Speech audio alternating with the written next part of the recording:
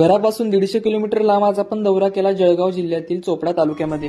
क्या बात कर रहे हैं? दादा 1 महिन्यापूर्वी मला भेटायला नामपूर आले। तसं पाहिलं तर दादा 6 महिन्यापासून माझ्या कॉन्टॅक्ट मध्ये आहे, म्हणून पानगळीच्या आधी पूर्व नियोजनापासून आपण सोबतच काम करतोय। मग काय दादा त्यांना मी पानगळीपासून पुढे 40 दिवसांचा ड्रिपचं आणि फवारणीचं शेड्यूल एक बनवून दिलं।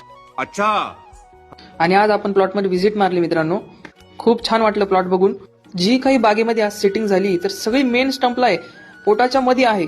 आणि एक महत्वाचं कारण मित्रांनो असं असतं का ज्यावेळेस रेस्टिंग पिरियड मध्ये झाडाला पुरेसा सूर्यप्रकाश ज्या स्टंप पर्यंत जातो, मेन काडीपर्यंत जातो, तिथं तुम्हाला मोठं फळ बघायलाच भेटेल, तिथं तुम्हाला मेन स्टंपला माल बघायलाच भेटेल। एवढं तर ऐकाच मग।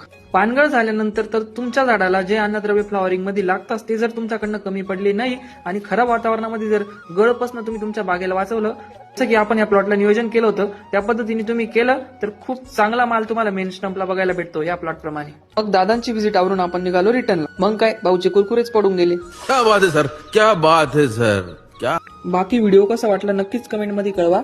धन्यवाद।